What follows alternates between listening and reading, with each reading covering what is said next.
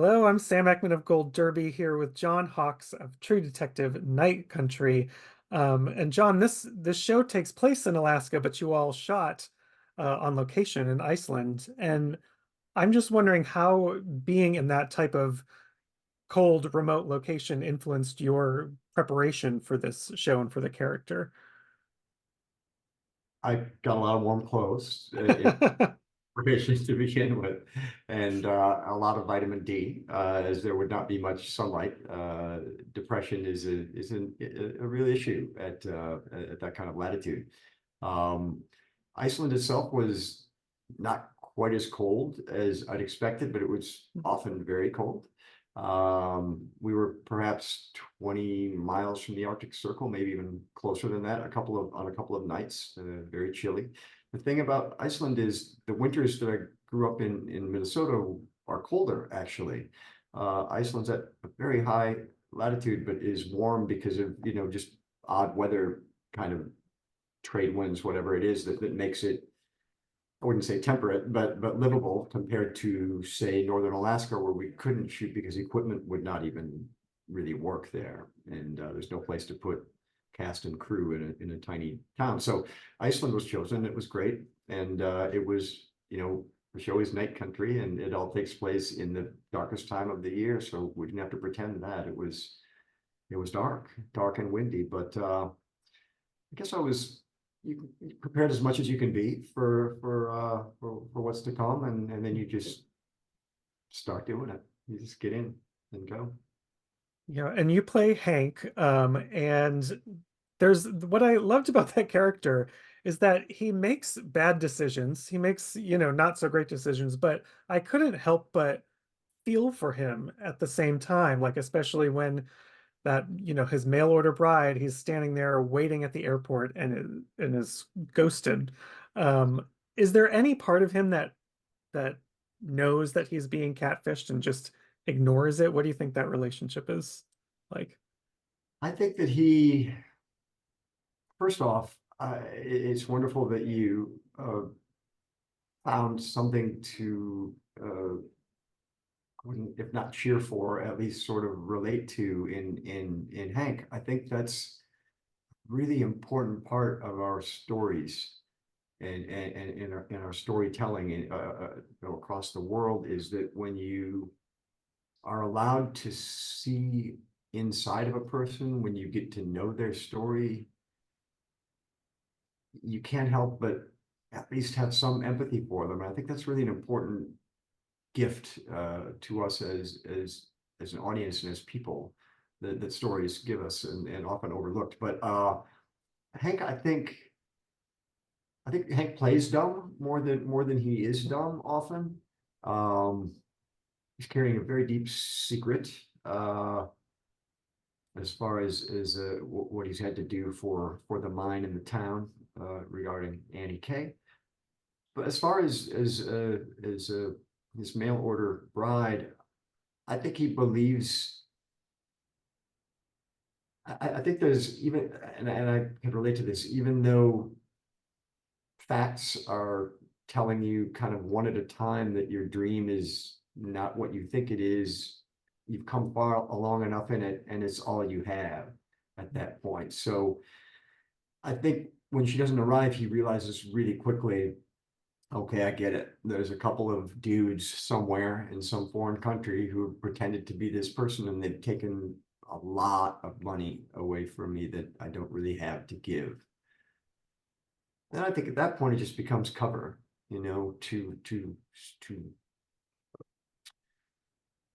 just avoid the humiliation that would come with publicly saying, yeah, I got taken, I got catfished. So, and also for his own mental set, he's a person who just, it wasn't in the script anymore. It was an earlier draft where his son described him as someone who just takes it, whatever. Mhm. He's like, he said he's the hardest man I know, because he just takes it. He won't give in or admit failure. And that's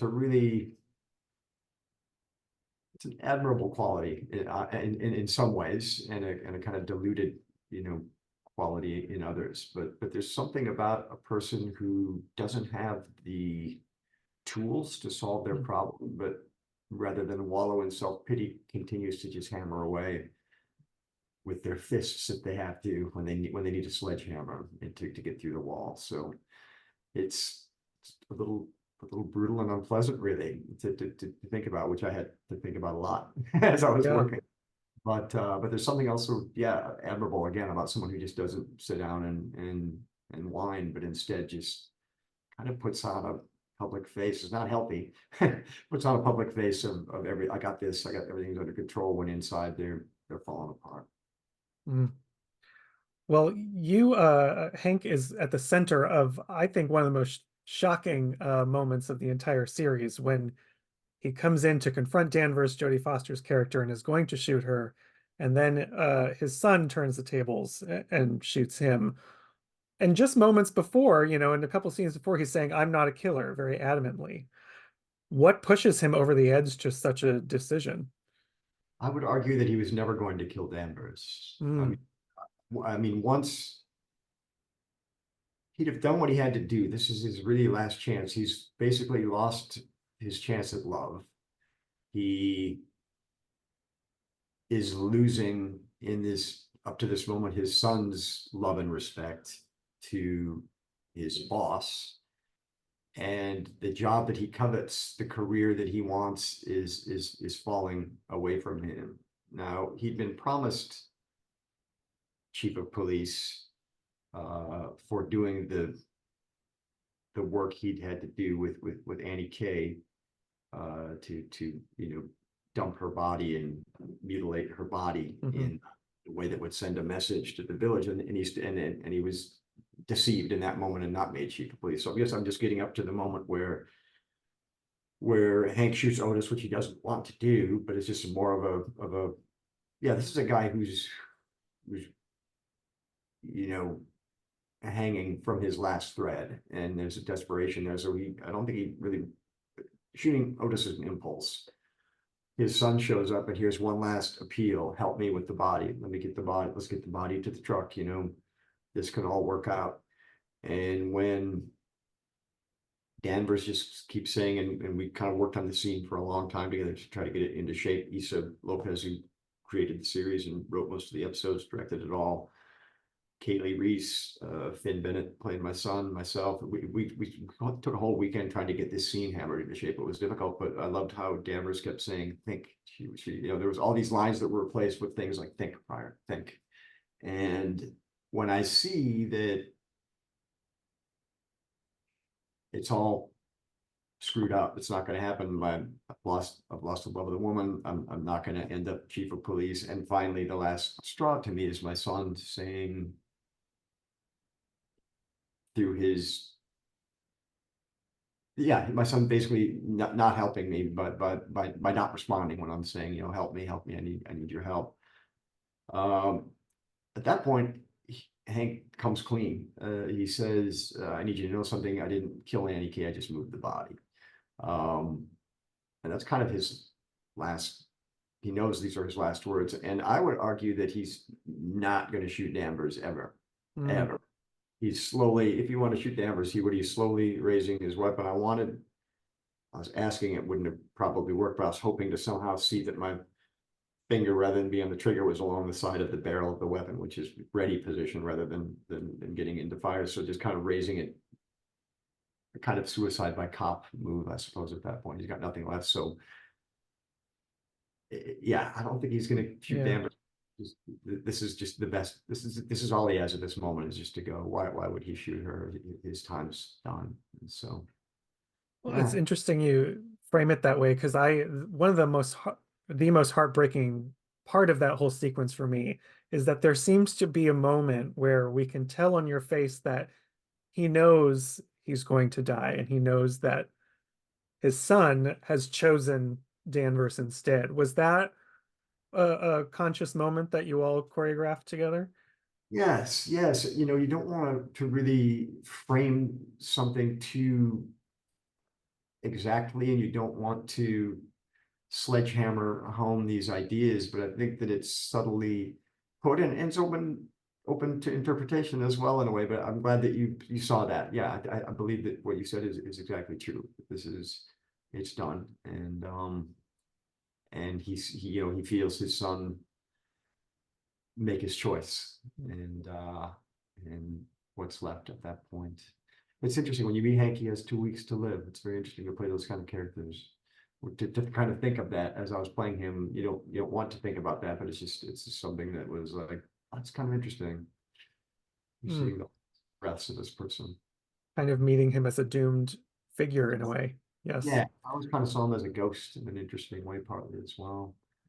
Person who's Well, just that fading from our sight, fading from our sight. Mm. that's interesting because it reminds me of the tone and the lyrics of the song that you sing, which you actually wrote called "No Use," Yes. in this show. It's really haunting. I admit that when I first heard it, I thought, oh, this must be some like Johnny Cash B track that I've never heard of before, but then I realized you wrote it. Where did the inspiration come from those lyrics? Well, if you don't mind, I'll go back just a little bit. When Isa Lopez and I were first having these kind of meetings, before I'd ever met her, we had a couple meetings while I was trying to figure out whether or not I would do the job, and then I decided to, and we. In addition to kind of creating a backstory together, which is unusual, usually I'll do that alone. Um, and I made a lot of decisions that I just thought would be backstory that she wrote into the script, like that Hank did cut Annie's tongue out, not with any joy or relish, but in order to really try to get the job of chief of police and do a good job. The idea that my wife left my son and I rather than passed away. I mean, lots of different kinds of things were talked about backstory wise. And then he said, "What about Hank? What if Hank was a musician?" And I didn't. My first reaction was, I don't think that's a very good idea. If he was a creative person, I just think he'd be so different than what you've written. But I also began to think, when an actor says my character wouldn't do that, that's a real disservice to any story. I mean, unless it completely betrays and doesn't serve the story, I think out of character behavior is so interesting and I think so human. I think that we all do things where we're like, I can't believe I did that. Or so if it would serve the story, I thought it would be a good idea. And again, when I'm reading a book or watching a film, a character is established and you get to know a character. But I'm always, I guess, most thrilled by when they do things that aren't in character. So here's a moment for that. And I wrote a piece. She described it and I'd seen the scene. She just sent it to me, but she said write something that would score this, an instrumental piece. That would begin with a lonely man in his living room, go to the two detectives, Danvers and Kaylee Reese's character together, Jody and Kaylee at the mine, or forgive me, at the ice caves, and then it would stream into the mining protest. And so I wrote a piece of music and sent it to her, and she was thrilled, and that was wonderful. And so there we were all set with this score piece. Got to Iceland. We shot for several weeks. I played a concert one night on a weekend at Isa Kane. And afterwards, she said, "Well, Hank's got to sing now." And so I said, "Hank's not singing anything. This performance in his living room. He's just a guy playing the guitar at score." So Isa was so enjoyable to work with. Like I never used the word argue, even back and forth seems harsh because it was all so egoless and good natured with her, and she's so brilliant, and I had such trust in her. But once a week on set, she'd say, "How are the lyrics coming?" And I'd say, "What lyrics? There's not going to be lyrics. It's a piece of score. There's not going to be a song." And as we got closer and we had the luxury of time at that point to not to be able to have those kind of good natured debates, but Issa is smarter than I am, and I remember that at one point, and I'm really glad that she prevailed. And fairly last minute. I guess I wouldn't say last minute, but maybe a couple weeks before we shot, I came up with a melody and wrote those words. So it's almost like a co-write with a character that doesn't. I would never really sit down and write that Mm. myself, I don't think. But it was fun to write through another person's voice, another person's mind and character. So very simple song and simple lyrics, but the Johnny Cash reference I've gotten a couple times. That's a huge compliment to think that you might be covering one of the greatest when it's something that you've written. So hopefully it's not too derivative. It wasn't meant to be. I wasn't thinking at all of Johnny Cash when I wrote it, but I like the reference. It's cool. Mhm. Yeah, it's well, it's like I think a song with a lot of pain in it, and so it Yeah, feels very akin. and I have to just say quickly, I love what Vince Pope, who scored the show, really did with the song. It was exactly what I'd imagined for the original score, that it would, begin sparsely and then add, strings and Mm, piano and drum hits, and it's kind of what he really did. So it was really beautiful to see, and I was so happy to see that he just took it and ran with it and made it into a really more intense and interesting piece than just I could have done alone. Mhm. absolutely. Well, Hank is one of several characters that you've played, these great characters that have this kind of like darkness to them somewhere along the line. And I'm just wondering, when you are deciding what project is great for me, what does speak to you? What is it that makes you excited about something or latch onto a project? Yeah, I think that it's three things. It's is it a really good story that I want to be part of? And is that story well written? That's one thing. Uh, is there a role that interests me, and a role that I feel like I could be of service to the really great story that we found here? Um, and finally, are there really gifted, kind, talented people telling that story? So you've got the story itself, you've got the character, and then you've got the people telling the story, and that all really lines up in this one when you've got Jodie Foster and Issa Lopez's film Tigers Are Not Afraid. You know, watch that and you say there's a person who knows how to tell a story. Uh, um, Iceland was part of the interest of it.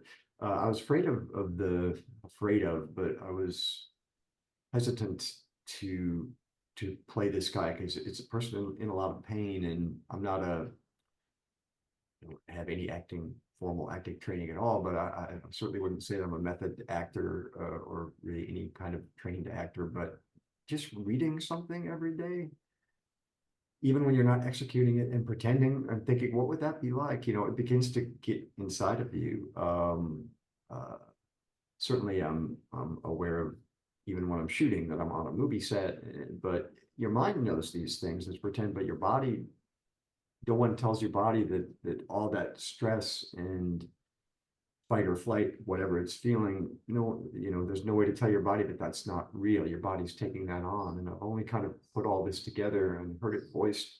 Someone was telling me in an interview with Jessica Lange recently where she stated it more eloquently than I am, but there's certainly a kind of low level trauma, that you still can feel in your body afterwards, that can take a while to get rid of. I would say a dark character takes a piece of you, but sometimes it's just worth it, to be part of such an amazing story that will hopefully live after you're gone, and hopefully be of use to people, will connect with people somehow. So um I hope that kind of answers the question, but it's used to be when I was younger,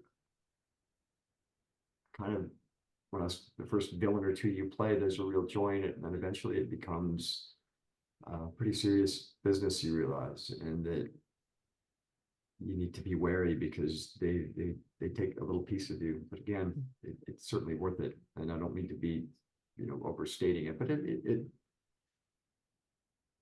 hurts a little playing those parts. But again, I guess it's worth it if they come out well and the story comes out well and you feel like you served it. So Well, I think this one came out quite well, so I hope it feels worth it. So fantastic work in True Detective Night Country.